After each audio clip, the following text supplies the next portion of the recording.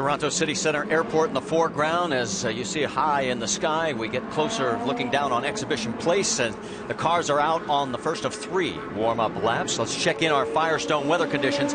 And we told you that the heat wave broke up here. It is 75 degrees, and for everybody sweltering in 100 plus in the States, our hearts are with you because it was hot up here also. Track temperature of comfortable 87. Now across the top of the screen, you'll see the entire starting field. Of course, a very interesting front row with Dario Franchitti alongside Will Power. Let's check on the onboard cameras. We've got 7 for you from back to front. James Hinchcliffe, he's going to be starting 19th in the GoDaddy.com onboard. Then you've got J.R. Hildebrand. He is going to be starting 15th in the National Guard onboard camera.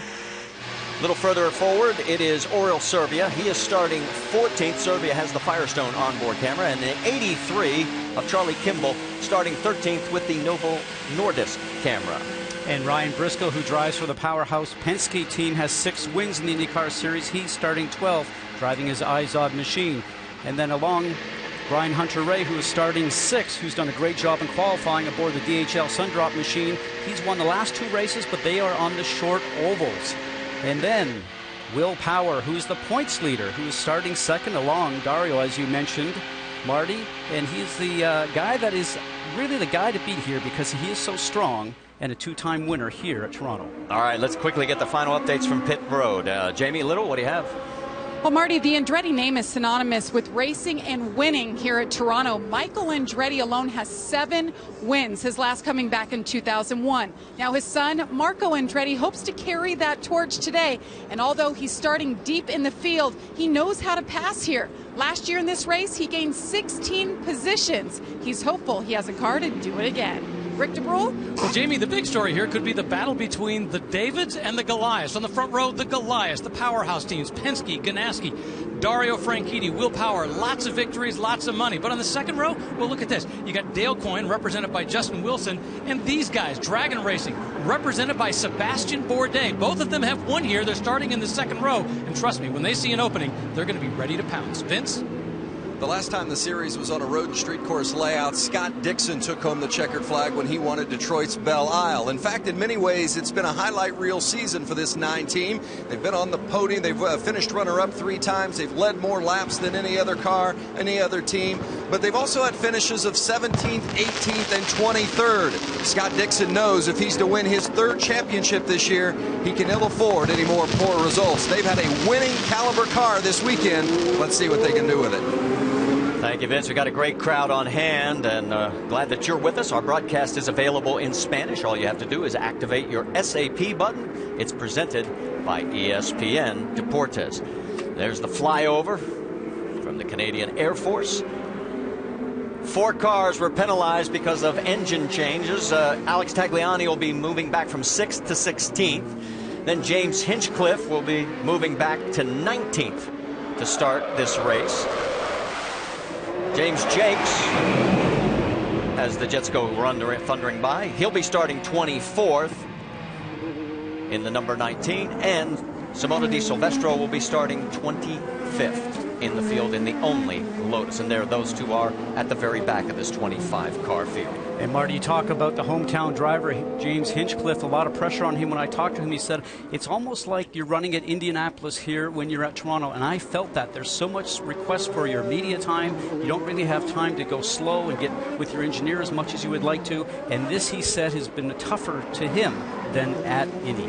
6-time Dario Franchitti and Will Power have started on the front row together. Franchitti holds a sizable margin, 4-1 in the wins. Here we go, coming around turn 10 and 11 as we will be getting ready to go green. Pace car has pulled off. That is the final turn coming up right there under the Honda Bridge.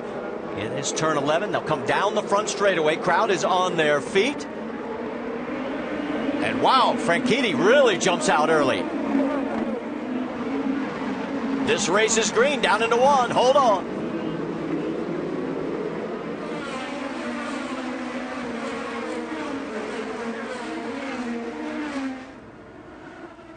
Down Lakeshore Boulevard for the first time. This entire stretch has been repaved. It is the smoothest section on the course, and then it gets real bumpy when you make the turn here into 3.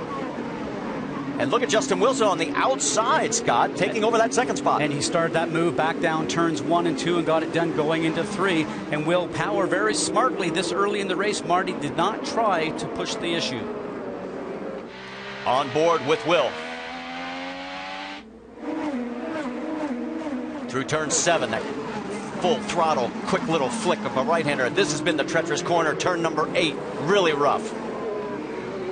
Through turns 9 and 10, that would be pit in right there to the right of the drivers. Through turn 11, there we've completed 1 lap. Saw a couple of different lines taken by Dario Franchitti and Justin Wilson through that snaking section to get on to the front stretch here.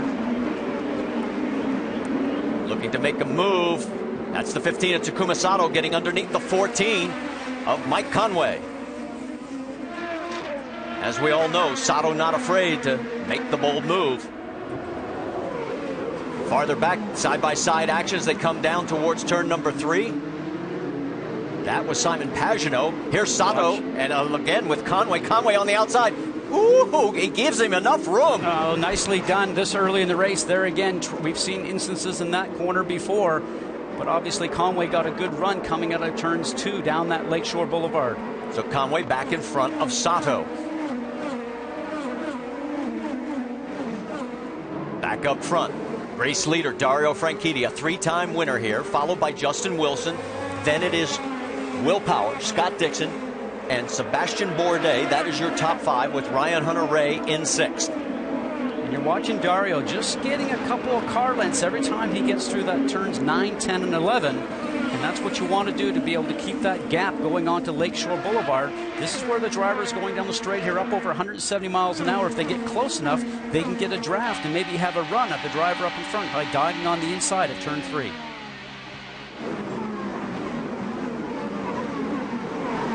Side by side, that's the 38. That was Graham Rahal. Here is Tony Kanaan trying to stick his nose in there as well. There's Kanaan right behind the 22 of Oriol Servia. And he's on the charge. You can just tell by the way his car is maneuvering and being very aggressive right now. But what you do to pass here is you set somebody up a couple of turns ahead.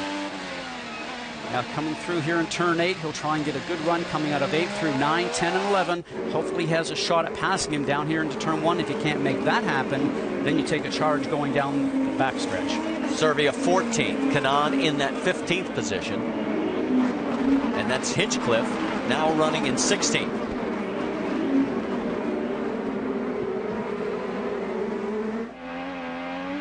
On board with James Hinchcliffe. Now remember, we have the push to pass, probably too early in the race to start using that, but you have 100 seconds. You almost think of it almost like a power boost button on your video game that you can get an extra 30 horsepower. But I also like to say it's almost like a debit card, Marty, because you have 100 seconds, and if you use it all up early, you have nothing left to recharge your system with at the end. Let's go back to the start because James Hinchcliffe had an interesting exchange on the radio after this happened.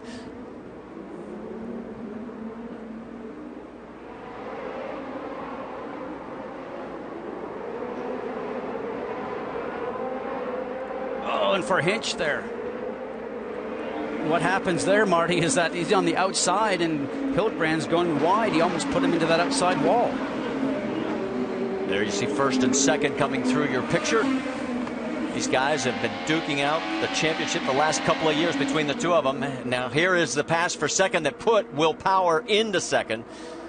This happened while we were watching the replay on Hinchcliffe. Nicely timed. We talk about drafting, going down Lakeshore Boulevard, pulling out the last moment, surprising your opponent, and he gets that done cleanly. There again, too early in the race to try to contest that.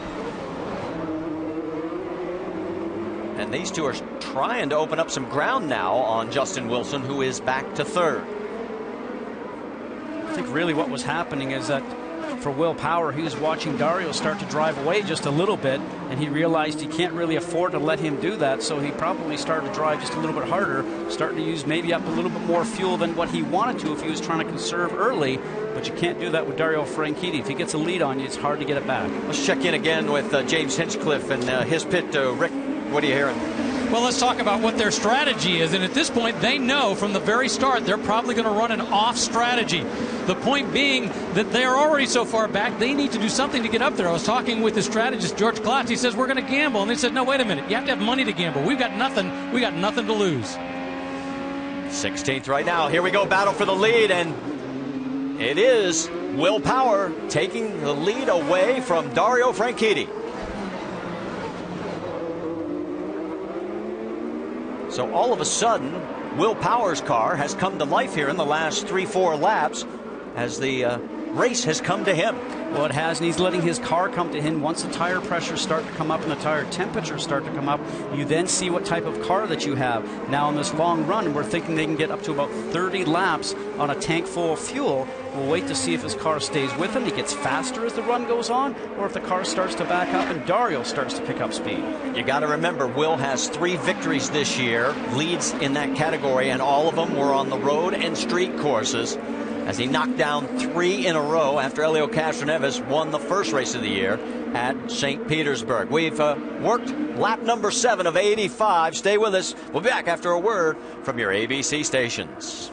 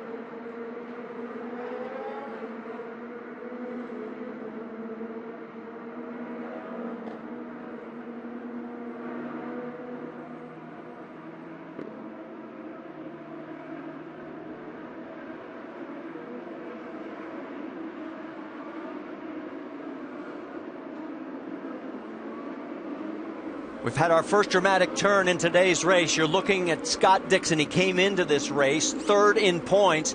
And as you can see by the oil trail leading up to his car, his Honda engine has given way. He is out of this race, and he is shown in 25th and last position. What a hit he's going to take in the points. And that's what drivers are talking about this year. Remember, we had just one engine manufacturer for many years, and Honda went years and years without engine failures, including racing at the Indianapolis 500. But now drivers are saying the points championship will not be decided until the end of the season because, like in my era, you lose engines or you lose components on the car. We've seen that this year. Vince, let's get an update on what you're hearing down there in the pits. Well, certainly frustrating for this Target team. They've had such a good season, as we indicated just before the race. Mike Hall communicating with Scott. Mike, any indication at all before I let go? No indication at all. The engine, obviously terminal. The engine decided to leave us. Unfortunate timing. Thanks, Mike. Marty. Mike's still trying to keep a smile on his face. It's the 3rd DNF this year for Scott. He had a mechanical back at Long Beach, and of course the crash at Texas.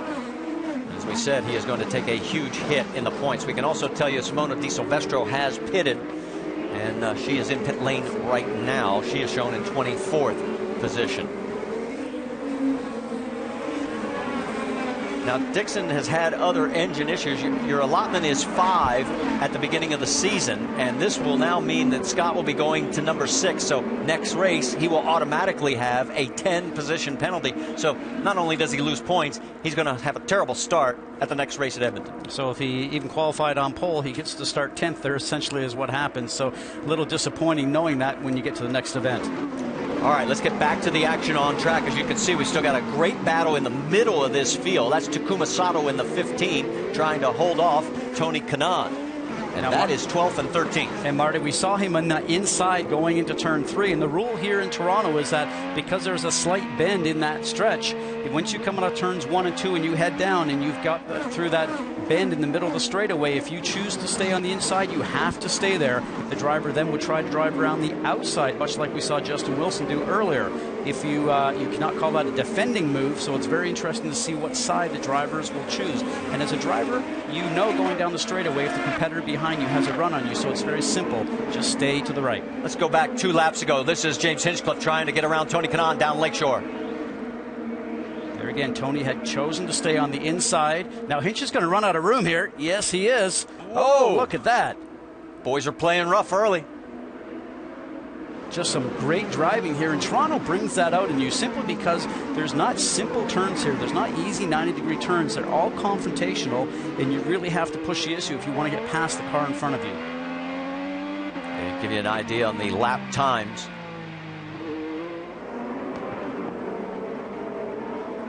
A little more gap has opened up now between those two. Not missing anything up front. Will Power's lead over Dario Franchitti is 2.1 seconds. This is where the tightest battle has been on the racetrack. And these guys are driving hard, Marty. It's so difficult to maneuver through this course, and it's not changed even since the years that I drove here. And there's so many different types of changes in the surface itself, from pavement to concrete. As we see Simona Di Silvestro on the right-hand side, and I did hear a motor go past the front stretch here off song just a little bit ago, and I'm wondering if that might have been her. But back to the battle here on the racetrack, and as a driver, you try to push the car and get just a little bit more out of it, and what you end up doing is making the car slide across the ground, and in that result, you end up losing time. Vince, the 5 is in. This is part of the strategy for EJ Viso going to the red tires, but the key is to not go a lap down because Will Power, the leader, will be less than a straightaway behind. Power is coming through turn 8 right now, and Viso coming back out onto turn number 1. He will stay on the lead lap. So the strategy begins to unfold for those cars that were starting deeper in the field. We expect others to be pitting shortly. We're going to step aside quickly. We'll go side by side. There's your top 5 here at Toronto.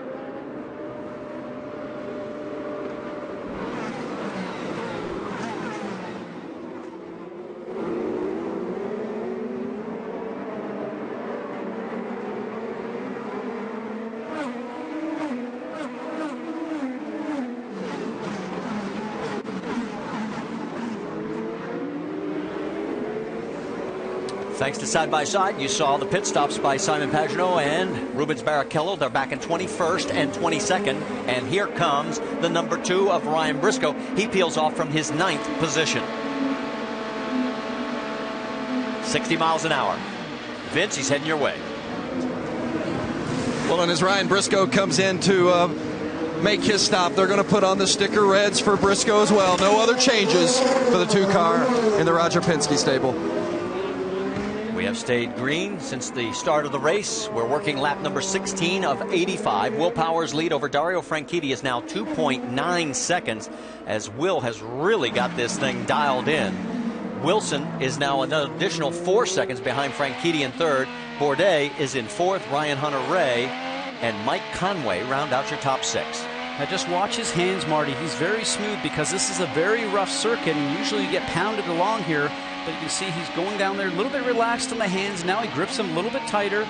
And a lot of drivers going through this section are really just doing a tank slapper, as we call it. But he's pretty smooth for as rough as this circuit is. And you can see him now winding onto that backstretch. So 3.3 is what he's hearing right now. And then 8 seconds to 3rd place, which is Wilson. Great information for the driver to know because he can set his pace to what the drivers are doing behind him. Vince, Tagliani's in. Alex Tagliani with the sticker red tires going on as well. Remember, he had the outstanding qualifying effort, but got docked 10 positions because of a previous engine change. Smooth stop for the 98. 9.7 seconds on the clock. He will come back out into the race, shown in 21st position. And what some of those guys are doing, Marty, they're taking the opportunity to pit early. Maybe they were stuck in traffic and not running the pace they think that they can run. So they'll come in, get fuel and tires, go back out. The track is clear around them and they can actually run a stronger pace. And if there is a yellow, then hopefully they've caught themselves moving up about 5 or 6 positions or more simply because they're able to go a little quicker.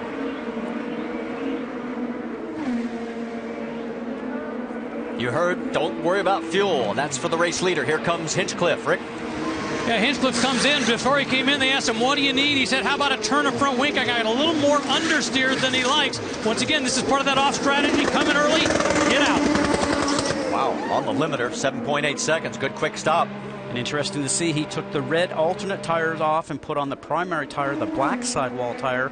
And if he had understeer, which he mentioned, putting in the front wing is the right move, make the front grip just a little bit better for him to get around the turns. And as we were looking on all this pit action, you notice that Bourdais has gotten around Justin Wilson. So move Bourdais into 3rd, Wilson back to 4th. And here comes Mike Conway all over the 28 of Ryan Hunter-Reay. Driving in the ABC machine for A.J. Foyt. Very strong competitor. You know how quick he is on road courses and street courses.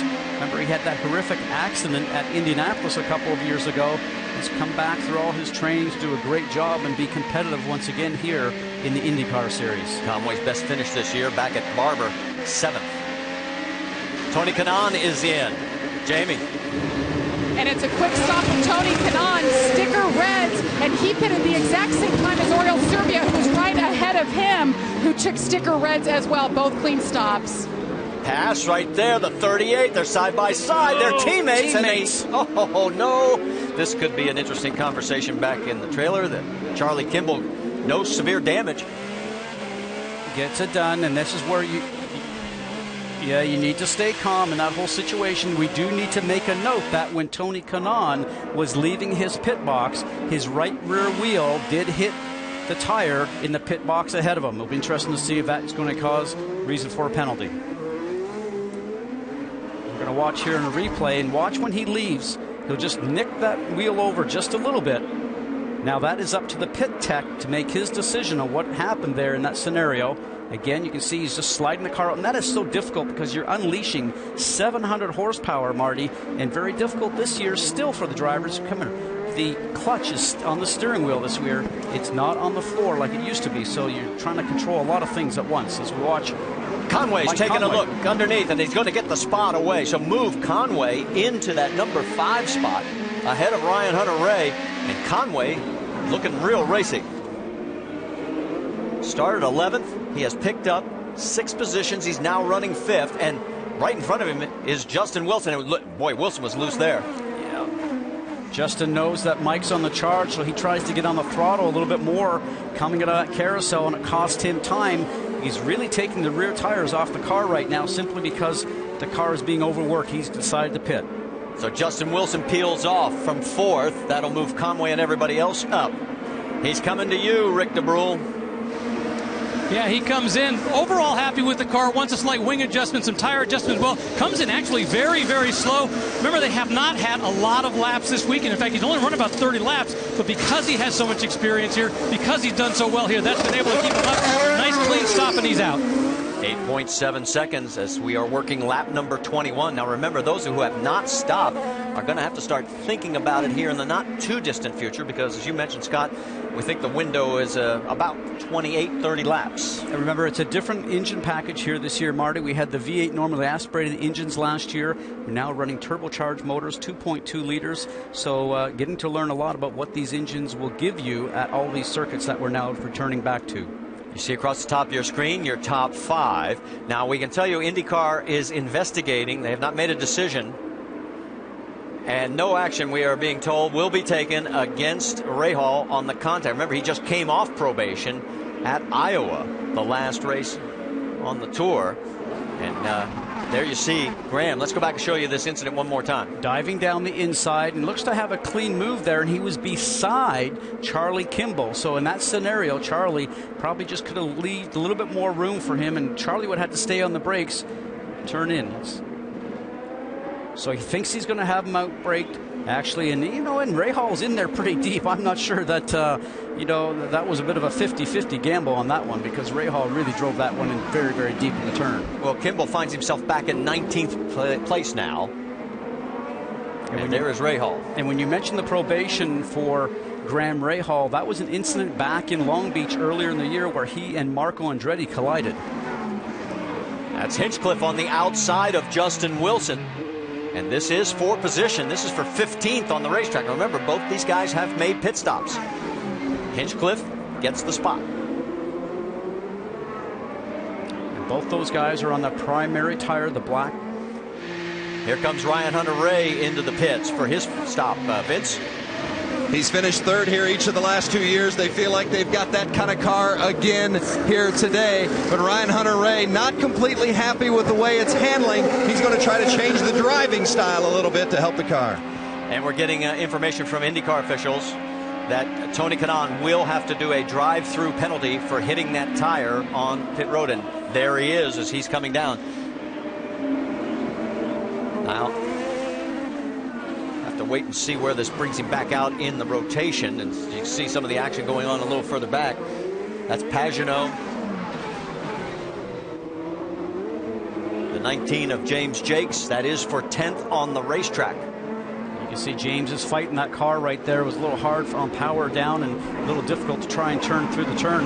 EJ Vizo right now with his teammate Rubens Barrichello. Both those guys look to be on the charge. That was Alex Tagliani right in front of Barrichello.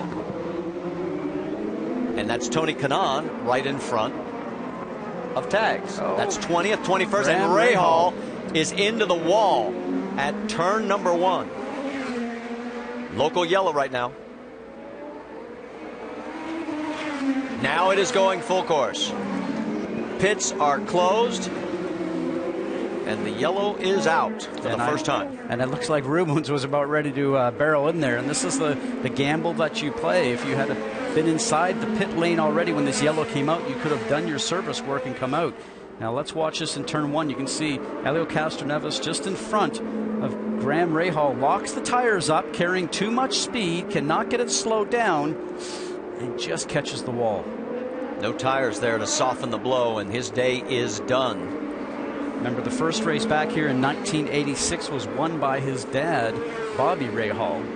His only other DNF was when he crashed back at Long Beach. And if you remember, that was the incident involving he and Marco Andretti. No, and this is something of his own doing, but he's not had a great season so far. I got to believe that he's disappointed, and it just makes me wonder if he's really happy with the team that he's with, in the sense right now that you always look at your teammates with Dario Franchitti and Scott Dixon always up front. It always seems like Graham's just behind a little bit. Will he stay there, or will he maybe move off to a different team? Don't forget that his dad owns a team here that's also powered by Honda. And the next thing you have to think about, Marty, is that Dario has another year left on his contract after this year. Will Graham stay around and wait for that position that might open up, or is he going to be impatient and want to maybe move and be more competitive right away? Graham's best finish, second back at Texas. And right now, we're going to have to wait and see how the strategy unfolds, because at lap 25, the top 7 cars, Power, Franchitti, Bourdais, Conway, Castroneves, Hildebrand, and Andretti, have not pitted.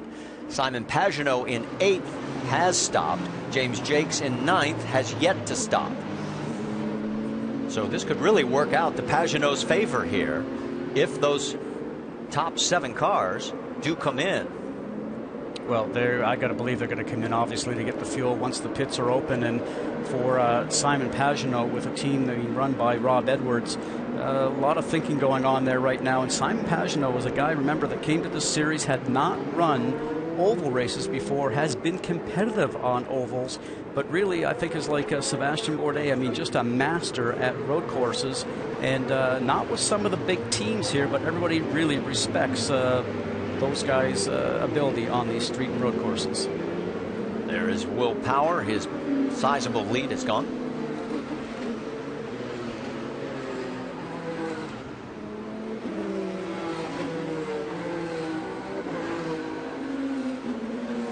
If I knew he was going to say that, I wouldn't have said it earlier. I'd have let him tell everybody at home. You can see all the rubber starting to accumulate offline just a little bit there. That's called the rubber marbles, which is already starting to come along. But, you know, this is a pressure time for all the crew members when we do open up the pits, Marty, because pressure's on them to get all the tires and the fuel taken care of, and a lot of pressure on the crew to not make a mistake. Well, and we mentioned the top 7 have not pitted, and this is not unheard of here, because usually the yellows come in bunches later in this race. We've never gone caution free in this event, but usually we get that an early streak where we can stay green. But now the top 7 are going to be forced to be coming in here. When you're following behind that Honda Civic pace car for Will Power, he's just like, come on, let's go. I want to get in the pits and get this done. He gets a little closer as he gets closer to pit in. Watch to see what's going to happen here. You've got a sweeper there on the right-hand side to clean the track, and there we go. Pit lane's open. It's going to start with Dario Franchitti, and that means that we're going to send it to Rick DeBrule. Yeah, Dario Franchitti brings the car, and they just remind him that he's got to get around Conway's guys, which are right in front of him. They bring it in. Remember, they haven't made many changes all weekend long. They've been very, very happy. Put the Sunoco fuel in, no changes to the car. Overall, very happy. They just got to get him out, make sure he can get back into his place. Next up is Sebastian Bourdais. It's a long stop. They are having a problem with the fuel rig. They're not able to get the gas into it, the fuel into it. They're going to go ahead and have to pick the car back up. They're having a problem. The fuel man is trying to maneuver it. They've angled the car just a little bit. I think the problem was maybe it was just a little too far, and as a result, the Buckeye wouldn't catch. Now they get the fuel in. They send him back out. Very frustrated. You can also see Alex Tagliani there getting a new nose section, and there finally Franchitti going back out. This is going to be a costly stop. Tags gets the new nose. Don't know exactly what happened to him that caused him to make that change, but he gets back out under this first caution. So they're telling him on the radio. Now here is what happened to Dario. See, they maybe Dario's too far away from the wall by looks of it, Marty, so they put the quick jack in on the back side of the car to move it closer, but then you know, you got to get the fuel in there. It still takes about 12 seconds, so a big long delay, which probably really was just from Dario being a little bit too far away from the ball when he drove in. Right now, Dario Franchitti is looking at a lot of work to get done. That's your race leader, Simon Pagenaud. Stay with us. We're going side by side.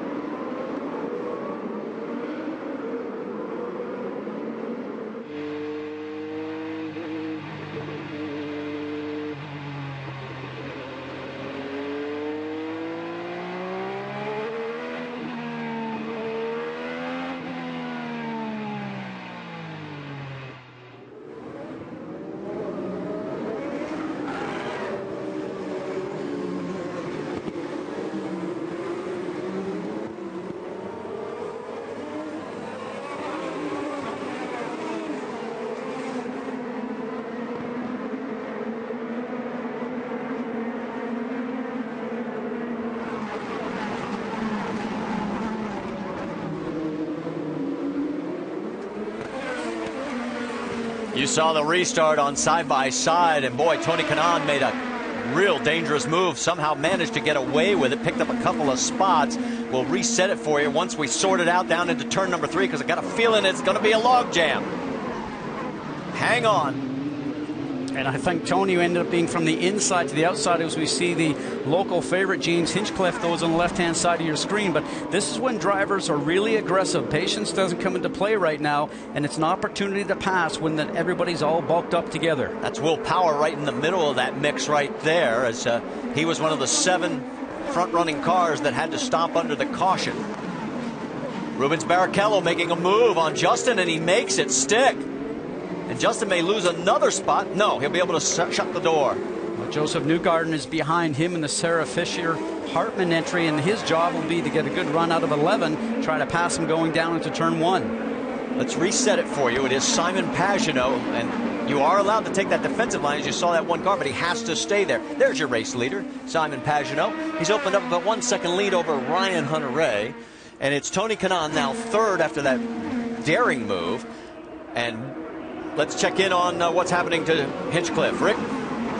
Well, the Hinch had radioed into the team saying he felt a weird hesitation in the motor. It didn't get better. They finally said, just bring it in. We're going to go ahead and take off the engine cover, see what we can figure out underneath. But he's been in here ever since the green flag. He came in at the green flag, has been sitting here ever since, and it doesn't look like they have an answer at this point. And this was a new engine that they put in. That's why he got the 10-position penalty. This is version 8 of the Chevrolet. You're on board with J.R. Hildebrand as these guys are still playing a little bit rough out there. And rough is an understatement. I love that charge for Tony Kanaan on the restart. You know, something like he had, like the penalty, just puts Tony Kanaan on a different level, being very aggressive. And he's the guy that probably, if you do that to him, would drive the hardest. And he did a great job there on the restart. All right, let's reset for you. We talked about Pagenaud, Hunter-Reay, and Kanaan being your top 3. And it's Ryan Briscoe, Takuma Sato, Rubens Barrichello. That takes you through 6th place. Now you're saying, what happened to Dario Franchitti? He restarted in 20th, and he's actually back in 21st right now. Now let's go back and show you Tony Kanaan on this restart. Look for the number 11 going down the inside. Remember, as soon as the green comes out, you can pass at any time. You don't have to wait to get past the line. As you ride along now, just watch to the right-hand side up there. He passes like about 3 or 4 cars, gets it sideways, collects it, and then back on the gas. Now, as another driver, when you're past going into turn 1 like that, Martin, you're thinking, I should have done that. I should have been the guy that been that aggressive, because it just makes you look bad. And you can see he is right now all over, putting pressure on Ryan Hunter-Reay as we go on board with Briscoe, who is right behind Tony Kanaan, running in 4th. Tony Kanaan is on the red alternate tire, so it makes it more grip, a little faster. They wear out a little quicker. Ryan Hunter-Reay is on the black primary tire, maybe not as quick. There is Dario Franchitti, shown now back in 20th position. He's gotten around Ed Carpenter. Now let's go back, and whose fault is this for not getting close enough to the wall? Now watch as he goes in. The right front wheel needs to hit the red spot, exactly where his right front tire changer put his knee. The problem is that Dario came in, and he's about 18 inches or 2 feet away from where his marks need to be for the extension of the fuel hose. The fuel man cannot get the fuel buckeye in place to open up the fuel flow. So what they end up doing is taking the quick jack. You see the mechanic in the back lifting the car up, moving it over, and then he has to plug back in, restart the program all over again, and that really falls on Dario. And this is a 3rd race in a row where he started on pole. The last 2 he's had issues. Of course, he had the suspension issue, which led to a crash, the engine issue, which led to another DNF, and now this one sets him back into maybe he shouldn't start on pole anymore. There's a lot of satisfaction when you're up on the front like that, but he'll look back upon this and just be very disappointed. You're on board with Ryan Hunter-Reay, who's shown in 2nd position, and right now with Will Power back in 11th, as here comes Tony Kanaan on those reds. He's going to try it on the outside. Can't get it done. Now he's going to be under attack a little bit from Ryan Briscoe in his IZOD Hitachi machine, because Tony was slowed up just a little bit. Now for Briscoe, he's also got the red alternate tires on. While this battle continues, Vince has caught up with Graham Rahal. Yeah, frustrating weekend in general, but certainly a frustrating finish on a short day. What happened, Graham? Yeah, I mean, it was just I'd been struggling with the right front locking a lot. Significantly more. I had wound it almost 2% rearward since the start of the race, and it was still locking, and I was pushing hard trying to catch Elio, so it's my fault. You know, I made the mistake, and yeah, I mean, this whole weekend just been off. Haven't really felt great. You know, we haven't really gotten the car figured out. I mean, Dario has been going good the whole time, but for me, I've been struggling, and you know, it's a bad way to cap it off, of course. We were hoping for a good result, and were we the quickest today? No, but were we the worst? Absolutely not. So, you know, it's frustrating, but I feel bad for the guys, and just move on from here. Marty? It's his 5th run here at Toronto. His best finish was 5th back in 2010. And Marty, when he's talking about winding the brake bias back, the driver has an adjustment inside the cockpit where you can change the degree of amount of front braking to rear braking bias, and that's what he was playing with to try and get the car to stop walking the right front wheel up. Charlie Kimball right there putting pressure on Rubens Barrichello. That is for 7th on the racetrack right now, and everybody is chasing Simon Pagenaud. Pagenaud has led for the 2nd time in his season. He led the most laps at Long Beach, 26, on his way to a 2nd place run there. And his lead right now over Ryan Hunter-Reay is 3.5 seconds. That gives you an idea. There he is way out in front on Lakeshore Boulevard. We're back after a word from your ABC stations. As you look down from high above on Exhibition Place, we have knocked down 36 of 85 laps here at Toronto. The race leader right there at the bottom of your screen is Simon Pagenaud by 3 seconds over Ryan Hunter-Reay. Here are your Firestone lap leaders. Will Power led for 20. Pagenaud's now 11 and counting. Dario Franchitti led for 5. We have a total of 3 cars out of the race. Ray Hall, Di Silvestro, and Scott Dixon. Yes, Dixon is out. And James Hinchcliffe is in the pits, and he's 9 laps down, but not officially out of the race yet. If the race ended right now, look at how this would shake up the points. Ryan Hunter-Reay would take over the lead by 16 because Power right now is buried in 11th because he had to make his stop under caution. And you think about James Hinchcliffe, as you mentioned, the local driver in the pit lane. Remember, just a few races ago, he was in 3rd, looking like he might have a shot at getting to the top at some point in time, but haven't had a good, lucky time here, I would say, in the last few races. Ryan Hunter-Reay finished 3rd here at Toronto the last 2 years. He's running 2nd right now, and he is thinking championship.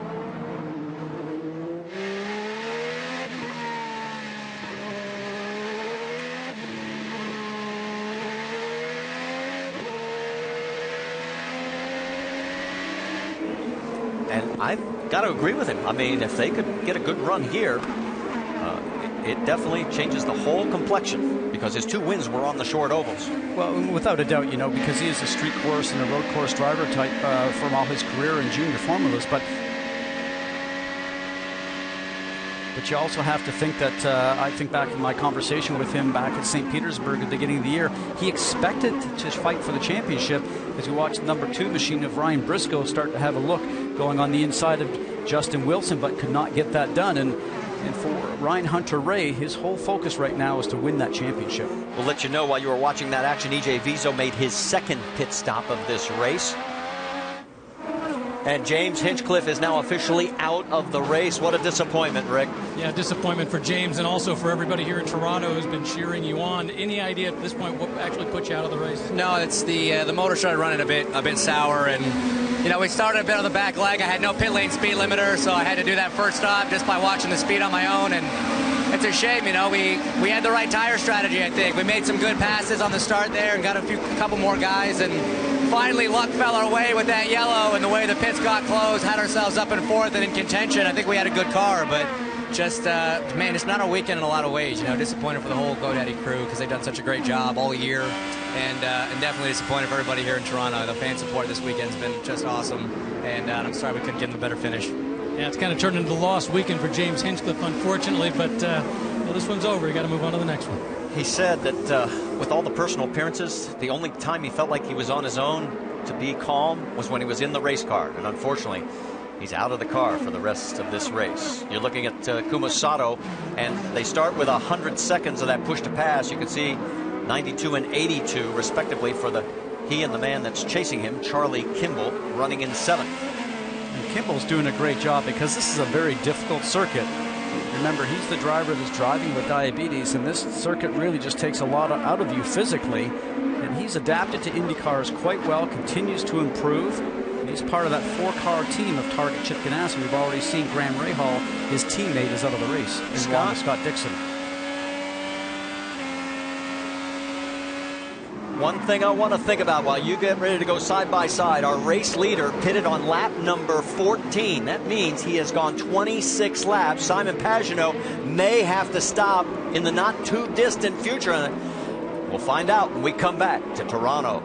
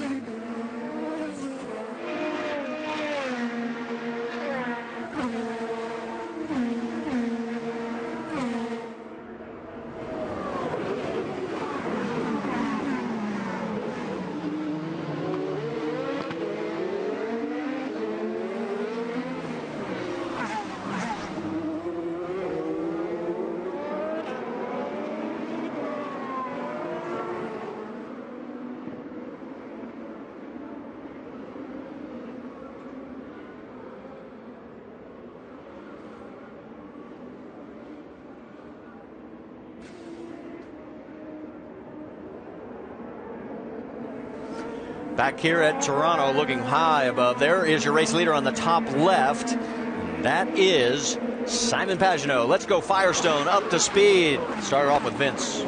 Well, when the crew asks you, how's your car, and it's a one-word response, well, it can't be too complicated. Pagenaud's one-word response, awesome. They'll look to pit on about lap 49. In second place is Ryan Hunter-Reay. Hunter-Reay's car has been good, too. And remember, he's coming off back-to-back wins. Road course finishes, second at Brazil, third at St. Pete. He's within striking distance of the championship, and he says they're ready to win on the road course. Jamie? And look at Tony Kanaan running third. Been struggling all weekend long with suspension on this car. Couldn't get over the bumps. He's like a new man today. Despite hitting a tire of Oriol Servia on pit road and having a drive-through penalty, he has fought his way back, and he is hanging tough. Rick?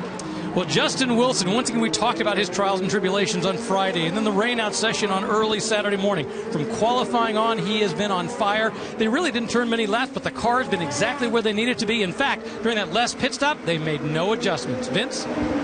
The two of Ryan Briscoe didn't qualify as well as they hoped. He said, I think we've got a lot better race car, but we missed it a bit in qualifying, proving it here in the race. Briscoe, as you see, has run as high as second. He's having a good run, likes his race car right now, Marty.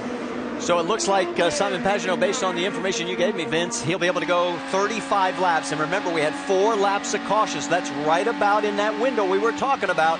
Here we go. It's going to get interesting. You're going side by side.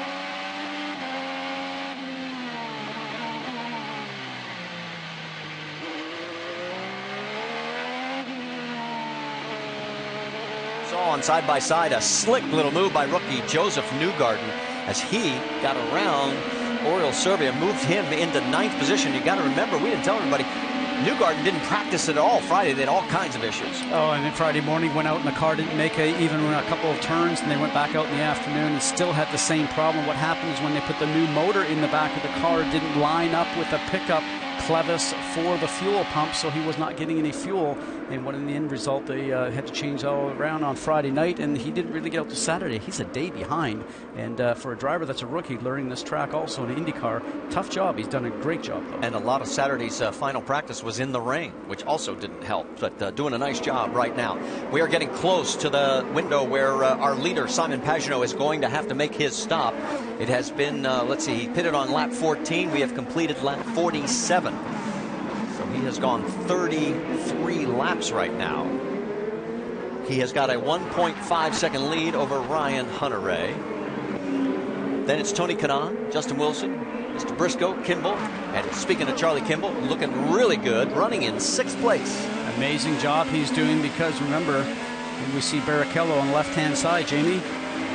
First time racing here. He's been to Canada 17 times in Formula One, but so far so good today. They put on some sticker red tires, a front wing adjustment, as well as we see side-by-side action. Charlie Kimball is on it, Marty. Boy, he is all over the two of Ryan Briscoe. And Briscoe sort of drifted a little wide there on the corner.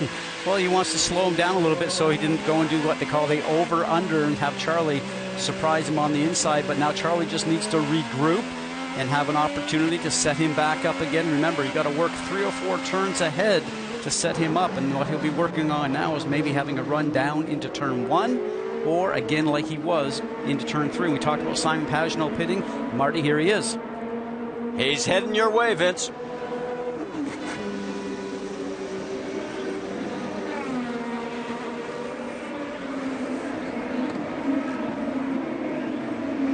He hit the marks perfectly. They're going to make a slight air pressure adjustment, scuffed red tires, a good quick stop. Up now they've got a problem. They had a slight problem there in the rear, and the stop ends up being slower. Oh, I'm just wondering if maybe the car came down on the air hose or something like that. So if that's the case, that could be a penalty, but we'll have to find out what was going on there. Franchitti had worked his way back to 17th before he too comes in for a pit stop. What it means right now is Ryan Hunter-Reay has taken over the race lead. He is followed by Tony Kanaan in 2nd, and both those cars last pitted on lap 22. So if you figure about 35, 34 laps, gives you an idea how far they can go. Takuma Sato just getting on the gas there really hard. He looks in his mirrors and he sees the 12 machine, the Verizon car of Will Power. A little bit different lines here. I think right now Sato, the car ahead, is really fighting with the handling of his car, and I think that Power is going to take advantage of that. And Power's got to run on him, and he's got to try and duck underneath him here going into 1. Hard on the brakes. It's really rough. He makes it. Now Sato is probably going to get eaten up going down the straightaway here. Remember, push to pass. Will he use it and try and keep them at bay? Or maybe run the defensive line on the inside? He takes the defensive line. Yeah, Bourdais on the left side of your screen. They go deep into the corner, and he is going to make it. He'll take the position. Now on the outside. Hold on. That is awfully tight. That's Elio Castroneves in the yellow 3. Elio's been very quiet all day. A driver that this track's not been very good to him. One of the tracks he's not won at. That was Conway and J.R. Hildebrand. They're right behind Elio. E.J. Vizo is in for a 3rd stop already, so not the kind of day, and they're not moving as fast. And Tony Kanaan has peeled off. Jamie. And they told him, hit your marks. You overshot it last time. Car's been good, hasn't said a lot. They put on some scuffed reds this time for Tony Kanaan. Down and away. Boy, 34 laps to go. We're going to have to, if we stay green, it's going to be awfully hard to go the distance. Probably setting up for a splash and go, as we call it at the end. But let's talk about the marks in the pit lane for a second. People missing their marks. We saw that Dario had that problem, and also some passing possibly taken care of here. And also Tony Kanaan. The pit lane here has a curve in it, Marty. It's very difficult for those who are pitted in the inside of that curve to get right on their spot. Wow, look at Conway and Sato going after each other. Conway gets him. Here comes J.R. Hildebrand as well. Nice move by Hildebrand, nice and clean, took advantage of it, got on the inside of turn 5. Conway has been impressive today, to say the least, as he has worked his way back again. He's into the top 10. Now Sato's probably just trying to make some fuel numbers and trying to stay out on track, but he's really off pace. So that means the tires have probably gone off on him. He does have a sort of the red alternate tires, which give you more grip, but they certainly go away quickly on you. Well, Sato pitted on lap number 21, and he is coming in now, so he is peeled off. So is Oriol Servia. They are 12th and 13th. Meanwhile, Ryan Hunter-Reay continues to lead. Ryan's lead is 1.2 seconds over Justin Wilson. There is Conway as we go back further into the field again. Conway up to 8th.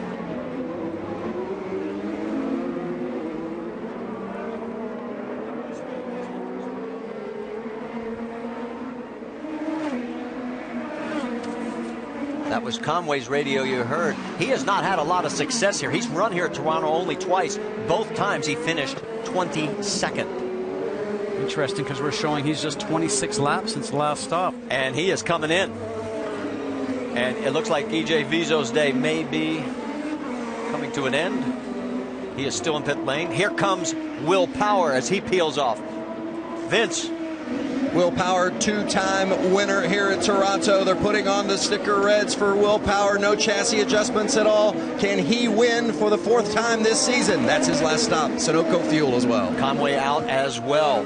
So they'll rejoin the fight. And right now, Will Power is in serious jeopardy of surrendering the points lead based on what we're seeing right now. And love to watch these pit stops, Marty, with the drivers coming in, stopping, and the tires being changed. You see all that brake dust from the new carbon brakes on these cars. Justin Wilson peels off. And Rick, he was in 2nd place. He's coming your way. Justin Wilson brings the car in. He's been coming in very slowly and easily. Remember, after the problems he had this weekend, they're going to go ahead and put the reds on. Having a problem attaching the fuel hose as well. Same problem, well, hard to say, but he's finally gotten it in. Doesn't look like the car was too far away, but it's definitely delayed him.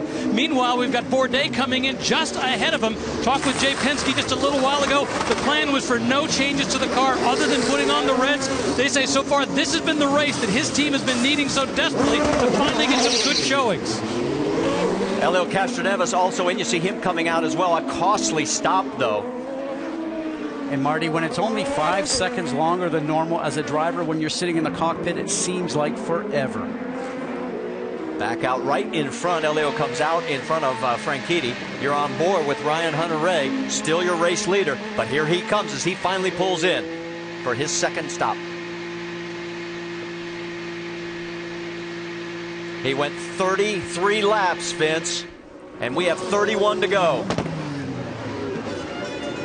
It's been an uneventful weekend other than a little contact in the morning warm-up, but otherwise Ryan Hunter-Reay's had a lot of good car to work with throughout the course of the weekend. Likes his car here. Can he take it to the finish? He relinquished the lead to pit. Good stop. He's back out. We have another lead change. That's Joseph Newgarden as he is making his pit stop as well. He had worked his way up into the top 5. So he comes back out. And where will he rejoin? Look out! Always difficult in that section. There is J.R. Hildebrand. Now he is shown as your race leader right now.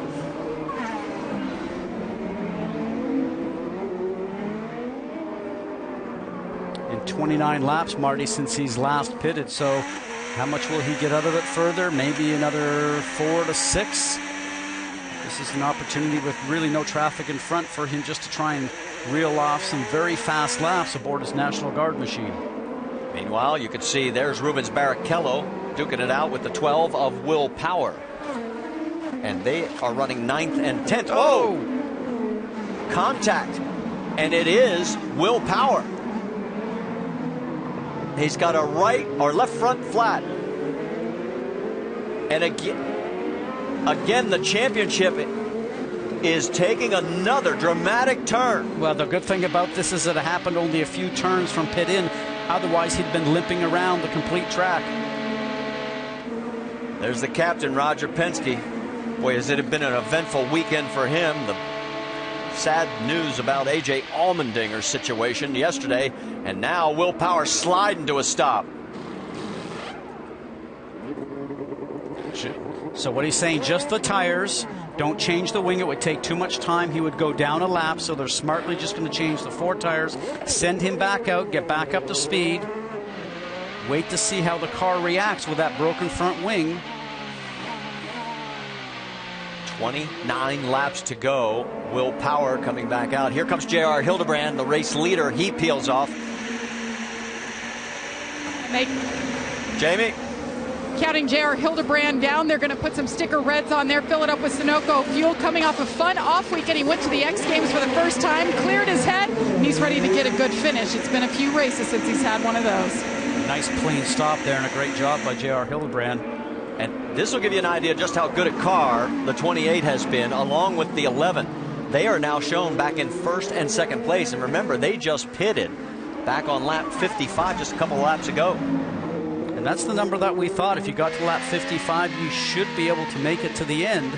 Remember, no one's always very truthful when what kind of fuel mileage you're getting, especially when you're asking about Chevrolet and Honda. And you saw the debris flag being waved there by the corner marshal, letting people know that are going through that there is some on the track, some parts or sometimes some liquid. In this case here, it's obviously parts from Will Power's car. Are you surprised that they haven't thrown a full car caution with that there? I'm not, because you know something, all the drivers know the parts are there and they can drive around it. Sometimes I think that that's the right thing to do, and I like what they've done here.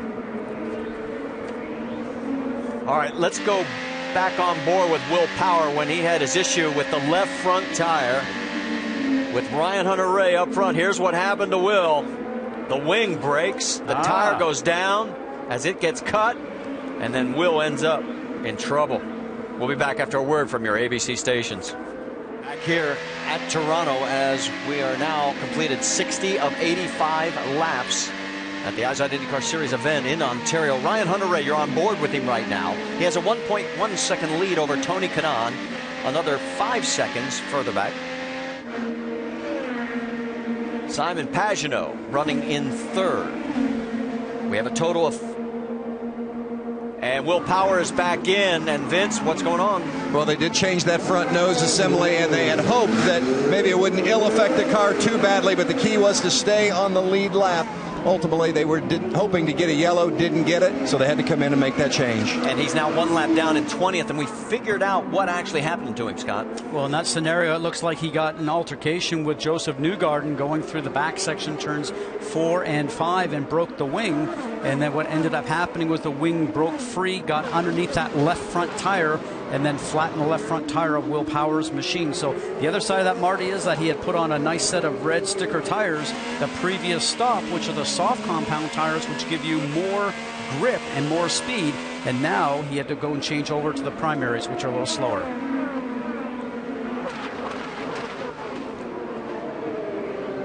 There you see Justin Wilson, and in fact that's a 3-car train right there with Pagenaud, Kimball, and Wilson, and that is all for position. 3rd, 4th, and 5th on the racetrack. That's right, Charlie Kimball could have a career best day. And boy, Pagenaud taking the defensive line. I'll tell you what, I'm questioning that one. Because he was about ready to go left, and then he turned around and altered his line because he didn't realize that Kimball had such a good run on him. So I wouldn't be too happy with that if I was Charlie Kimball. We'll wait and see if there's any call from IndyCar officials. Best seat in the house was Justin Wilson. But for Charlie, he knows he has the speed, Marty. He just needs to regroup, take another shot at it, and set himself up coming through turns 10 and 11, down through 1 and 2, and have a shot going down that long stretch down to turn 3. I don't think he's close enough here, but look at that 4th car coming into view. That's Ryan Briscoe, so he's sneaking into the picture as well. And behind Briscoe, that 5th car you see is Joseph Newgarden. What a run this would be for Newgarden if he could finish in the top 10 after the weekend that car has had. Here comes Kimball again. Let's see if he can get it done this time. Oh, and again, Pagenaud going to stay way to the inside. Well, that's okay, but he made his move back there coming through that bend, and he stayed there. You talk about Joseph Newgarden, a good finish for Sarah Fisher Hartman Racing, and that's pretty impressive for a guy that started go-kart racing out in Newcastle, Indiana and came through the ranks very quickly in a short 4 or 5 years. Let's get an update on Charlie Kimball. How about it, Jamie? Well, I've been talking to him the last couple days, Marty, and he's been like a new man, just a new attitude. And I asked him what it's all about, and he said, I'm just gaining confidence. I'm confident in the race car bucking under me here on this rough track, and that's had a lot to do with it. He's been studying DVDs, and the team as a whole has learned more about the race car, what makes it better. He said, we are going to have a good run today. His best finish this year, 8th. Right now, he's battling for 3rd, Marty. And we have a total of 21 laps to go, and here we go down Lakeshore Boulevard again. Let's see what happens this time. He takes a peek to the inside. Can't get it done. He wasn't close enough. What he needs to do now is sort of sit back for a lap or two and let Simon Pagenaud think that he doesn't have anything for him, and then have a great strong run and just do that what we call the surprise move, bounce on the inside. We're not ignoring the race leader. Ryan Hunter-Reay has got a 4-second lead over second place Tony Kanaan. This is the best action on the race course.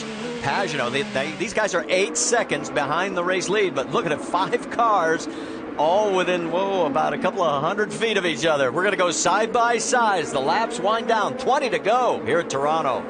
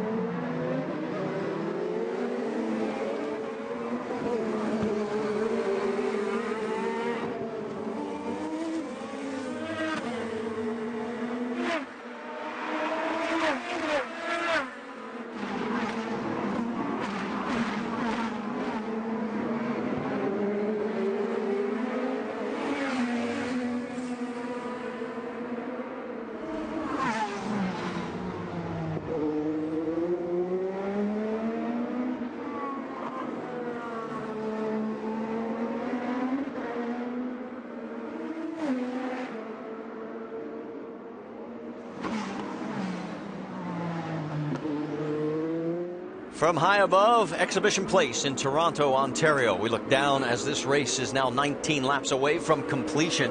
Ryan Hunter-Reay is your race leader. Let's go back to your mother's race rundown, get you caught up. Scott Dixon, first car out of the race with a blown engine. He's 25th and took a huge hit in the points. James Hinchcliffe, the hometown hero, had some early contact, but that's not what put him out of the race. He too had engine issues. He's one of 4 cars out of this event. Tony Kanaan, you see him bump that tire there coming out of pit lane. He would get a drive-through penalty, but it wouldn't bother him too much. Here's something that bothered Charlie Kimball for a few laps. He gets bumped by his teammate, but then Graham Rahal, who bumped Kimball, ends up overshooting the corner. He put himself out of this event as well.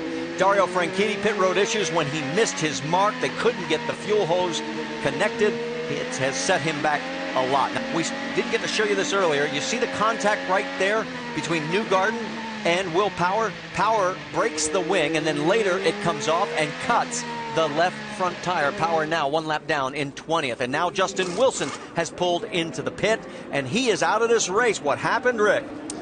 Well, it's something having to do with the engine. You know, this weekend went from frustration to elation, and now it's ending in frustration. Wilson came on the radio and said the power just suddenly cut out, and then it came back on. He thought he had it for a moment, and then apparently went back out again. As a result, they brought it in. They looked at it for a moment, and then Justin Wilson's climbed out. His day is done. Now watch right there. He taps the wall coming out of turn 11. And that's when everything started to slow down rapidly. A lot of times what happens with that, Marty, is you can end up breaking a drive shaft or a CV joint, which can really just cripple the car, but sounds like it might be something on top of that. Ryan Hunter-Reay, 17 laps, and you can see the margin he is building as we continue to knock these laps down. He's one of our 5 different leaders. We've had 5 lead changes. He is making a statement today after winning the 2 short oval races. Now coming on to the street course here at Toronto, and look at how long that gap really is from the air. Second place is Tony Kanaan, 5.5 back. Then it's Pagenaud with Charlie Kimball and Ryan Briscoe and Charles Newgarden, or Joseph Newgarden, right behind. And I think the gap is growing between Hunter Ray and Kanaan, because I think Kanaan's getting in fuel save mode right now simply from the fact that since he last pitted, he's got 18 laps in the car. Ryan Hunter-Reay is 14. I think Ryan can probably make it. I suspect right now that both Kanaan and Pagenaud, I don't think can. Kimball's going to be very close. Briscoe, I don't think will. And 6th place, Joseph Newgarden, I think that he might make it to the end. It just depends on the fuel mileage that these guys are getting with the different brands of motors right now. And like we mentioned, they don't tell you exact numbers. We're sort of figuring numbers out here, but it's going to be very interesting in the last 5 laps to see who can make it and who has to pit. Well, let's find out. Let's talk a little fuel strategy as Firestone takes us up to speed. Let's check in with Vince on our race leader. Well, the good news for Ryan Hunter-Reay, seeking his first road street course win this season, is that he is good on fuel. Michael Andretti smiled and said, "We're good to the end." Jamie? Word on Tony Kanaan, save, save, save. Right now, the team telling me 1 lap short. He's doing all he can, lifting where he can, but insult to injury, he's on scuffed red tires. They're falling off faster. They're desperately wanting to make it to the end, Vince.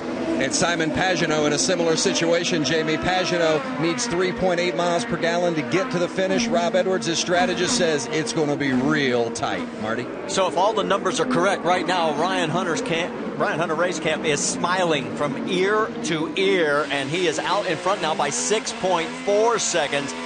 15 to go here at Toronto.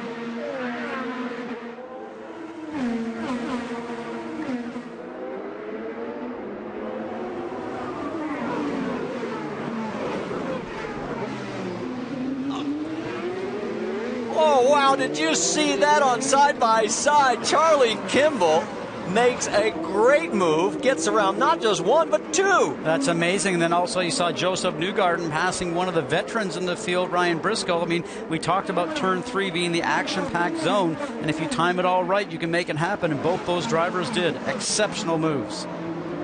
Whew, that was fun to watch. And we think right now that all these guys are in fuel-saving mode, so sometimes you get off the gas going down the straightaway just to save fuel. And as we watch this replay right now, going down Lakeshore Boulevard, remember, 170 miles an hour going down to turn 3, and a crisscross move, as we like to see sometimes, of all the things that are going on. And for Charlie Kimball, he sneaks on the inside and takes advantage of that. And at the same time, we see Joseph Newgarden having the opportunity to get past Ryan Briscoe. And this is like, pardon me, excuse me, coming through, and a big thank you, Charlie Kimball says to both those guys. Charlie Kimball is at a career high position right now, second on the race course. And whoa, the action continues down there in turn number 3.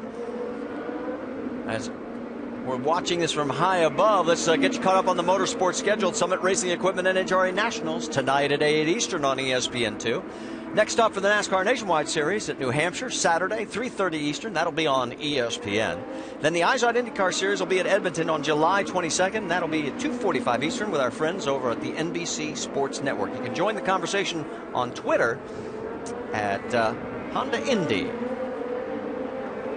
All right, we have 11 laps to go. Ryan Hunter-Reay has a 7.6-second lead over Charlie Kimball. And Kimball, he has pulled out a margin of almost 3 seconds from Simon Pagenaud, who is in third. Joseph Newgarden is now in fourth. Ryan Briscoe rounds out your top 5.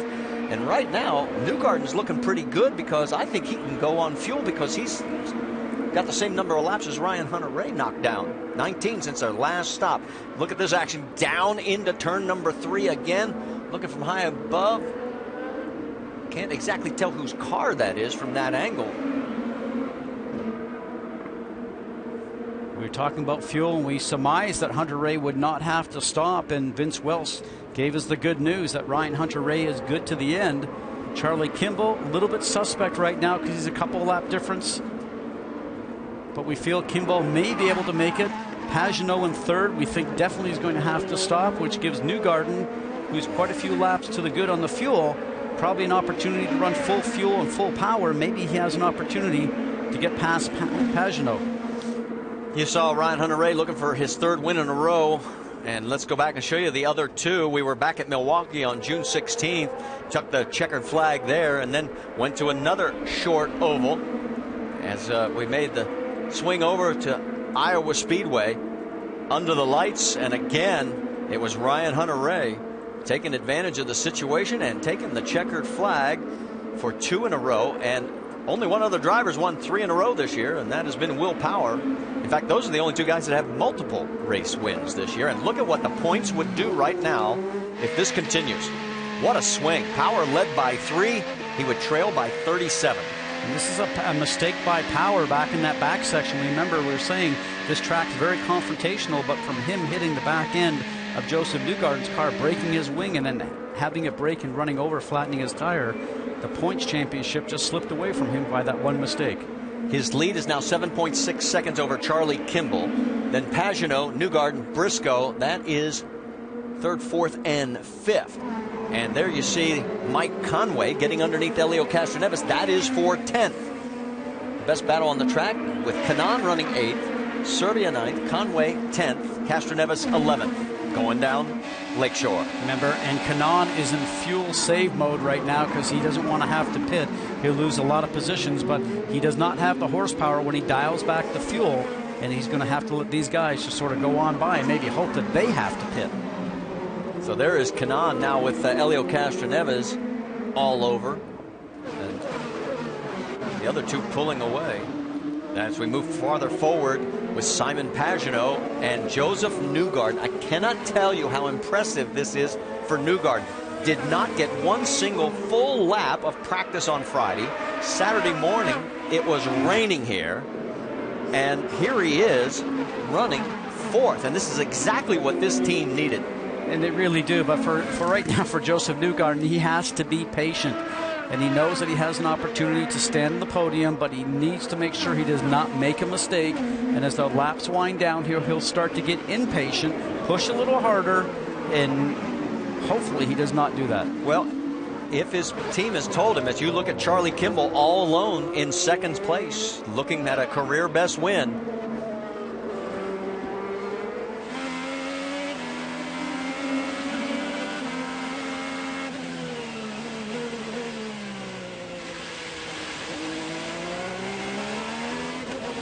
And that is Mitch Davis, his strategist, telling Charlie Kimball we're good to go. I just asked him, he said we're good to the end. The question is, can we catch Ryan Hunter-Reay and do something with him, having the race of his life today, Marty?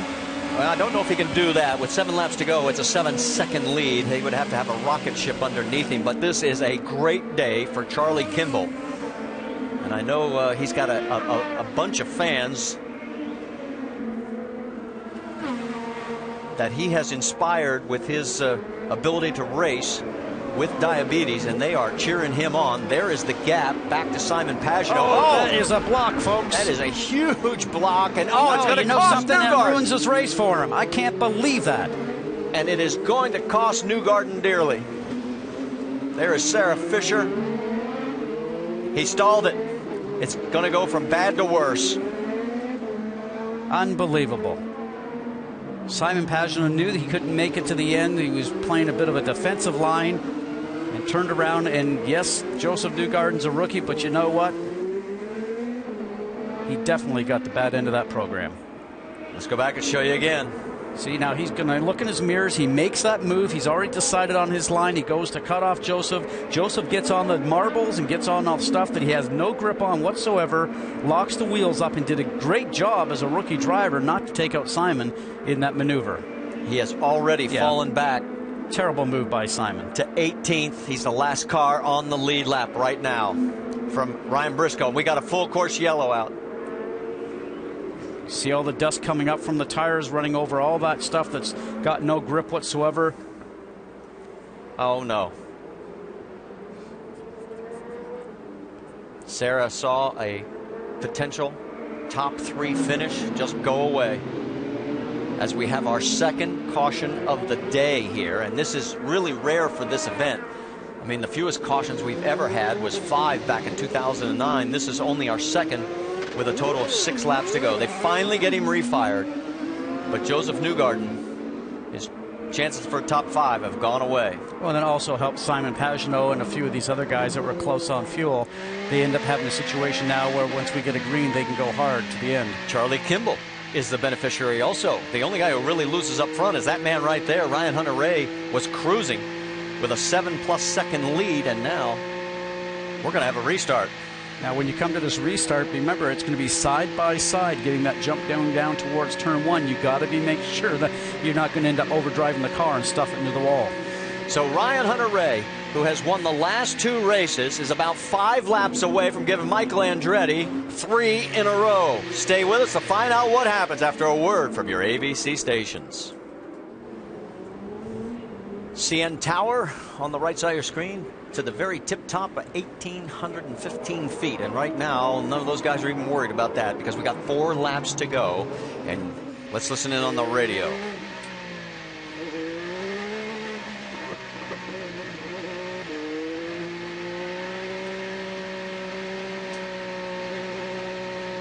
That's Ryan Hunter-Reay. He's going to take driver's right. They did not sweep, so it's going to get a little crowded here trying to find the line.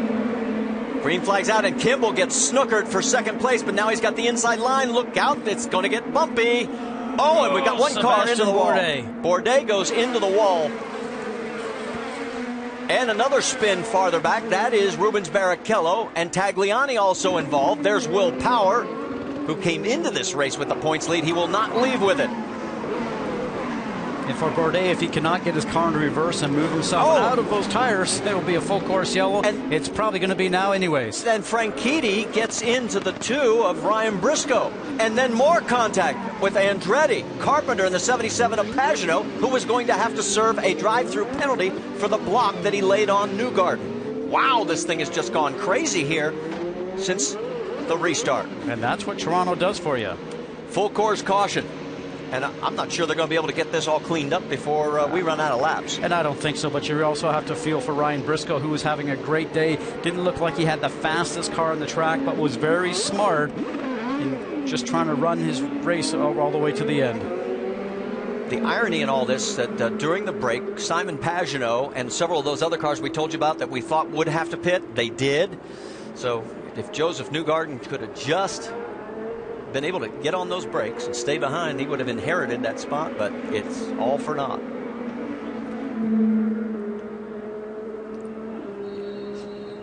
You can see that we've got a log jam right there.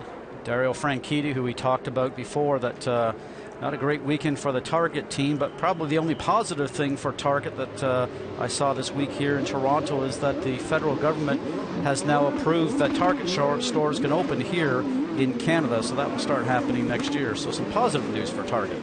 All right, here is what happened in turn one. Watch that number 7, the McAfee, blue and white. A great run, and I was thinking at this time that Ryan Hunter-Reay probably wouldn't want to see Sebastian Bourdais behind him, knowing how great of a road course, street course driver he is, but that's not going to happen.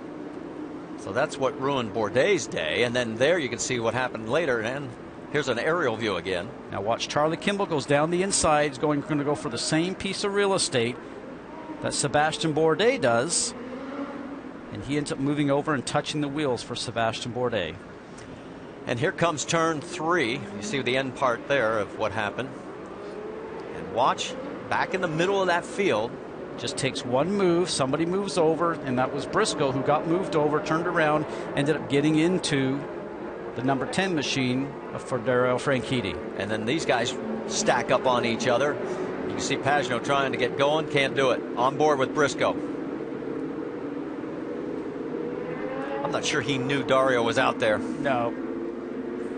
White flag is out. Final lap. This one is going to end under caution. So it looks like, as they're still trying to get some of these cars started, there is going to be your race winner. And for the second race in a row, Ryan Hunter-Reay is going to win this under caution. You think about for Michael Andretti, who's won 7 races here in his career as a driver. Things just seem to go well. I asked him one time, what is it about Toronto? He goes, I don't know. It's just love coming here, and maybe it's the water. Well, and some of these guys that had great races going, it looks like Newgarden's going to finish 13th. Power is going to finish 15th. Franchitti looks like he'll be around 17th. Boy, the points are taking a huge change today. And you're looking at the new points leader right there. Ryan Hunter-Reay with what will be his 3rd win in a row. He'll be leading by 34 over Will Power. Then 46 over Elio Castroneves in 3rd. Marty, you say 34 points, and it sounds like a lot, but from what we're seeing this year in the series, for people falling out because of mechanical engine failures, it's going to be a run all the way to the end.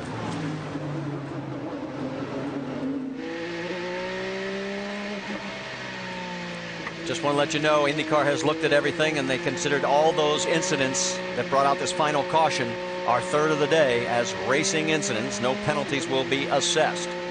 And there comes Ryan Hunter-Reay saluting the crowd as he comes down to get the checkered flag.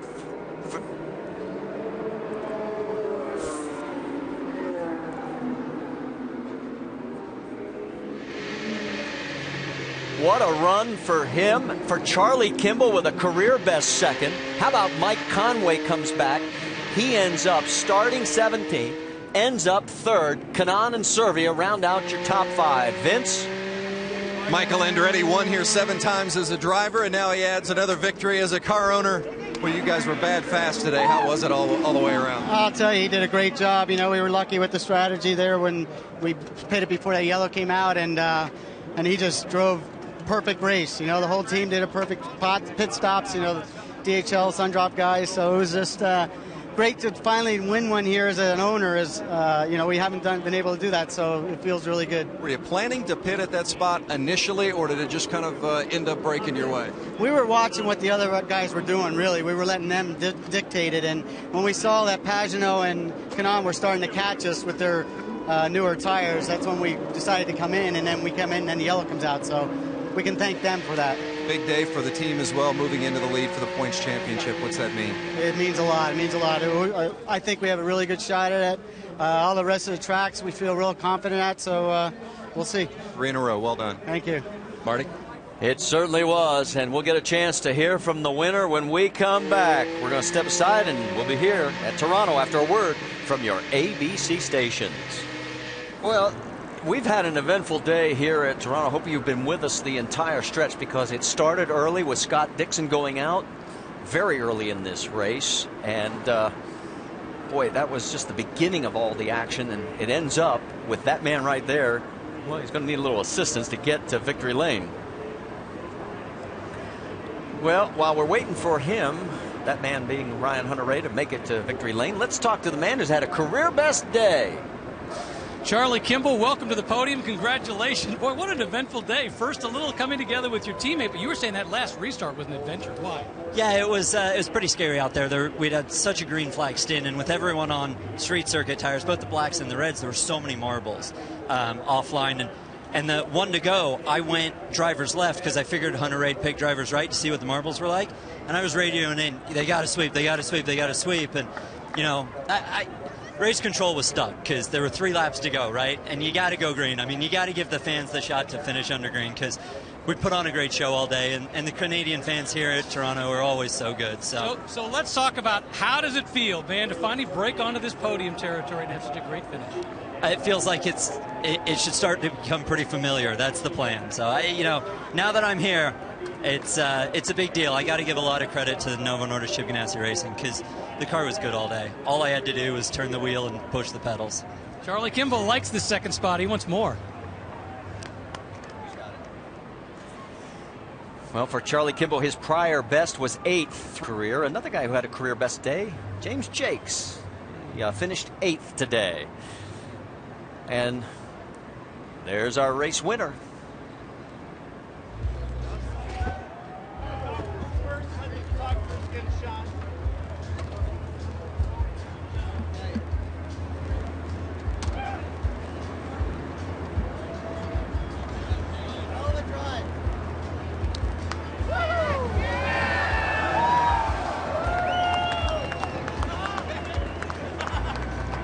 Getting quite used to this.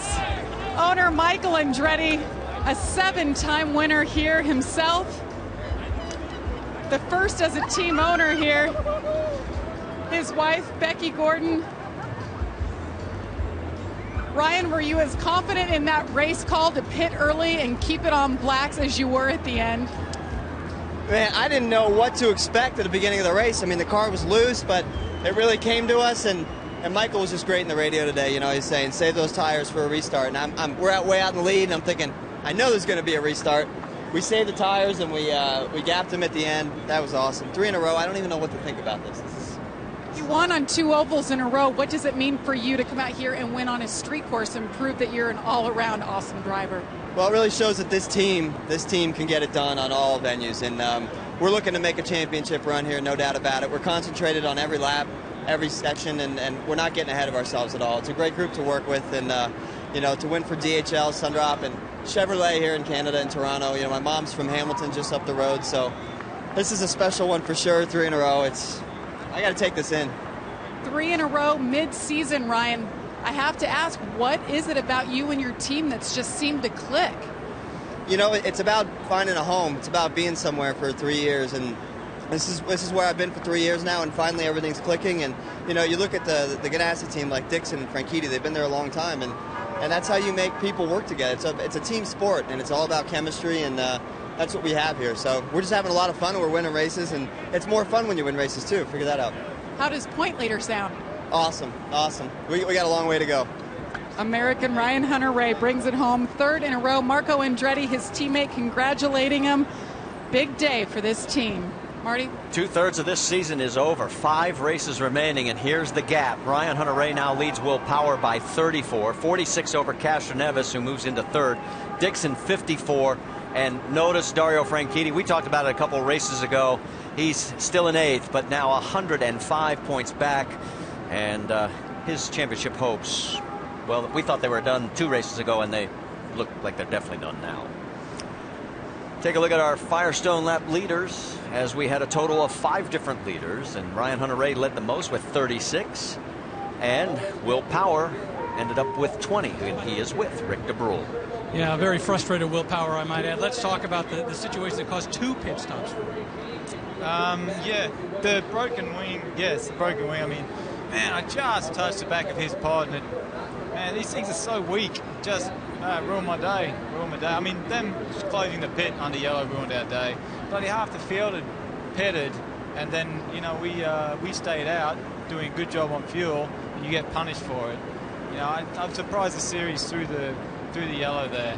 So You've now lost the lead in the championship. How do you gather yourself back up, go on to the next race, and try and pull it back out? Yeah, I mean, we can't.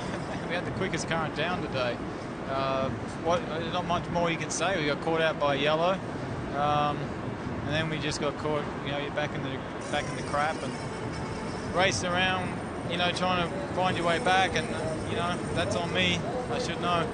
Can't touch the front wing on anything. All right, Will Power once again just have to gather it up, go on to the next race, and try and get that lead back. Vince? Tony Kanaan started 18th, had a drive-through penalty. How did you come all the way back up and finish 4th? I had to work a lot, Vince. I have to say, on that pit stop there, I had no room. I don't know if it was just me that spun the tire too much, or the Dry Rainbow guys didn't give me enough room. I can't say. So I kind of disagree with the call, but we had to do it. And then after that, it was just same story, man. We go to the back to the front. So I'm a little bit upset that we can't get a win yet, but I'm trying as hard as I can. From a team perspective, how close are you? I think we're close, but we got to do a better job in qualifying for sure, and a couple other things that's happening during the races in our pit stop that not in the guys, strategy-wise, between me and my engineers, we got to sort it out. But we're close. We'll be knocking on the door. We'll be in the top 4 for the past 3 races. So 2 podiums in a 4th place. So we're close. Tony Kanaan, 4th today. Good run, Marty. Yeah, it was a good run, and he has passed a lot of cars a couple of times this year. Let's take a look at the motorsports menu coming up first. We got Summit Racing Equipment NHRA Nationals. That is tonight at 8 Eastern over on ESPN2. Next on for the Nationwide Series, New Hampshire, Saturday, 3:30 Eastern on ESPN. The IZOD IndyCar Series will be at Edmonton on July 22nd. See that on the NBC Sports Network at 2:45 Eastern Time. And you can always follow the conversation on Twitter at Honda Indy. One of the things that jumped out as we continue to watch the celebration, take a look at the top 10. We'll give you some interesting little tidbits, of which this is the first time I can ever remember this happening. 10 different teams represented in the top 10. And that podium finish for Mike Conway, that's the first for AJ Foyt Racing since Vitor Meira finished 3rd at Brazil back in 2010. Let's talk to him, Jamie. So obviously this is his best finish of the year. You fell back as far as 18th. How did you fight your way back to finish 3rd here today? I don't know. At some points I was just kind of diving up the inside, and the car was so good on the braking that I could do it and get it stopped. So big credit to all the guys that have got my car as good as it was there. Don and Raul and everybody in the team that did so good on the pit stops. And this one's for AJ. He's we wanted to get him a result, all year, and I'm glad we got this one. So big thank you to everybody. See you. Have you had a chance to talk to AJ? I haven't seen him. He's the only one I haven't seen. So I'll try and catch him before he leaves anyway. Just for the record, he said he's not coming to victory lane until you guys win. So you got to keep plugging. All right. Okay. No problem. Let's go to Rick DeBrule. Yeah, and let's go to Dario Franchitti, who says this race kind of sums up his entire season. Why is that? Just action-packed, and we had a really good run at Indy. That was action-packed too, getting spun in the boots. But it just seems one thing after another. We came in for that first stop, and I've since found out the guys moved the signboard out a little bit to help me get round Conway's guys, and that was too far for the fuel hose. So just a miscommunication in the pits, and that was that. That put us back there. I think that the target car was very good. Then we had an impossible. We tried to make something happen with strategy, and we had an impossible fuel number. Just couldn't make it, and got the yellow we needed. Tried to make something happen there at the end, and there's a gap on the outside. I went for it, and it looks like whoever was on the inside of Ryan started squeezing Ryan over, and Ryan had nowhere to go, and I was the filling in the sandwich between Ryan and the wall. Just sums it up really. Tough day. On Friday, you were pointing out there's 300 points left. You're not totally out of the championship. Now there's 250. Does that change your mentality going into the rest of this year? Rick, we're making it difficult. We're making it really difficult this year. There's just I don't know what to say. Just stuff like the mystery in the pits. When have we ever had things like that with the target guys? It's just it's just one of those things, and we'll just keep fighting. Once again, an up and down year. He's waiting for the next up. Yeah, and I think he knows what the reality is. As you look at Ryan Hunter-Reay still celebrating, and we talked about at the beginning of our broadcast how sometimes you have to draw up a plan for one of these races, and we had a little architect doing a little drawing for us, and boy, I'll tell you what, this team drew up a real nice plan. They got their pit strategy just perfect, a little bit of luck there, and they won the race. You know, we talked about the top 10 being 10 different teams. How about this? 13 of the top 14 are different teams, and one of those guys is with Vince. Oriol Servia started 14th today, finishes 5th. So if you add all the positions made up during the course of the season, 98 spots during the season. You better be careful. People are going to start thinking you can actually drive these things. I know. First of all, Vince, I'm so happy to be on TV. It's just awesome. And I'm just happy for the car, the team. I have to say, though, today we just didn't have the base. It's one of those days we gamble a little bit on the setup. Usually we show up on Sunday with our A game, and today I struggled the whole day, but we kept our nose clean. Dennis did a great job with the strategy, and some of the drivers were really driving like idiots today. I had to use really my patience because I was getting upset with some of the guys, but they end up taking themselves out of the equation, and, you know, we finished 5th. It's not too bad. Yeah, indeed. Not your best stuff, but to still finish 5th, I think says a lot about you and your team. Well done. Oriol Servia 5th today, Rick. Now, Sebastian Bourdais, I think, would agree with what Oriol just said about the other drivers out there. Let's talk about your race. You had so much potential there. Was it just doomed with the end with too much action and too many marbles on the track? No, it's just too many idiots, that's for sure. Just very proud of these TrueCar McAfee boys. You know, they did a hell of a job, and we're P3, you know, having passed Justin, and we had a good race car, and we're hanging there. And then when the yellow fell, it was like, oh boy, that's it. You know, we cycled to the back, and then we keep fighting. We get like P7, and then, oh, look at that, some guys can't make it on fuel. We end up P3, restart, get a good restart, try and pass Ryan, and I pass Kimball, and he just puts me in the wall. It's like, you know, he shouldn't be standing on that podium, doesn't deserve it. Jay Penske was saying before this race started that this was the lift the team needed to be able to start well, to be able to finish well. You didn't get the actual position, but does at least the performance in the race lift the team? Oh, yeah, but I think that's been too much of the story of the year, you know. So much potential, a lot of hard work, and no reward. So, you know, it'd be great if it could pay off at some point. But, yeah, very proud of them, and we got another 4 to go, you know, that we can really do well, and we'll keep trying. All right, once again, Sebastian Bourdais, so close. You want to comment on that? Well, I think once Sebastian goes back and looks at that replay, he will see that Mike Conway was charging down the inside and ended up hitting the right rear of Charlie Kimball's car, which bounced Charlie's car over into Sebastian's, which then put him into the tires. So he doesn't know the full story yet, and I think that once he does see it, then he'll agree that Charlie Kimball did an exceptional job here today and certainly deserves to be standing on the podium. A lot of surprises in this race today, and you're just looking at one of them right there with Charlie Kimball taking home a 2nd place finish. And how about the man that has moved into 3rd in the championship chase, our winner back at St. Petersburg, Rick? Well, yeah, we're just sitting here talking with Elio, and he's like, I never thought I'd say I'm so happy to get to be, what, 6th place in Toronto. I mean, my best result up to this day, believe it or not, was 1998, driving for Bettenhausen team, 10th place. Other than that, I was just actually hitting the wall or somebody's hitting me. So I'm extremely proud of the Penske Truck Rental boys. They did a great job in pits, and 6th place in the race was great, but 3rd place in the championship, it's even better. A lot of the other drivers we've been talking to saying there was a lot of dicey driving going on at the end, especially around the restarts. What do you think? Yeah, absolutely. I mean, especially with the push to pass, you don't have much. The people that save in the end, it was definitely taking advantage of it. And I was just literally, I was trying to survive today, because today it was a big day for us, especially seeing big containers making mistakes. So for us, it's great going to Edmonton. We're really good there. Can't wait to be there already. All right, Elio Castroneves happy with 6th. What a concept. Well, this has been his worst track of all the tracks in his career. That's why this is so important to him. And another guy who this was his worst track was Tony Kanaan, who ended up finishing 4th today. Let's take a look at the remaining 5 races on the schedule, because as we mentioned in our promo coming up, it'll be Edmonton on the streets, then at Mid-Ohio and Sonoma, which are road courses, Baltimore Labor Day weekend, which is a street course, and then they'll finish the season September 15th in Fontana on the oval there. Let's check in with Simon Pagenaud. He had a rough end to his day. How about it, Vince? One of the best cars all weekend, but wrong place, wrong time a lot today, although you're out front for 20-plus laps. Take us through kind of the rough spots of the day, because there was a lot of contact. Well, actually, race went really well. I don't know if I should be happy or mad, because I really felt like we could win this one, but strategy didn't pay off for us. Unfortunately, at the end, we had to pit for fuel. So, you know, we couldn't make it. We needed a yellow.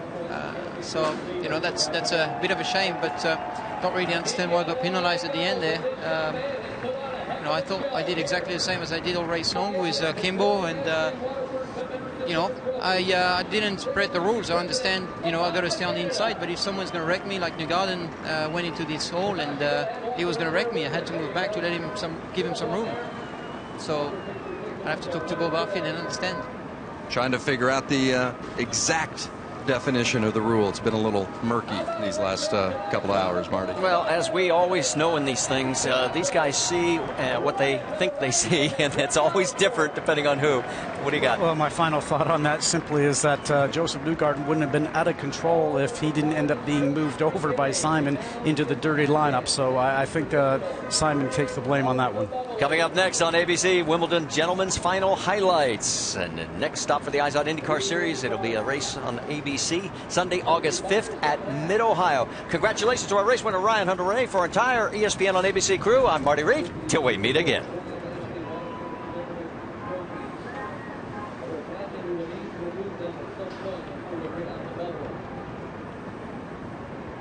Guys, want to grab the trophy? Sunshine Girls in the shop. Firehouse.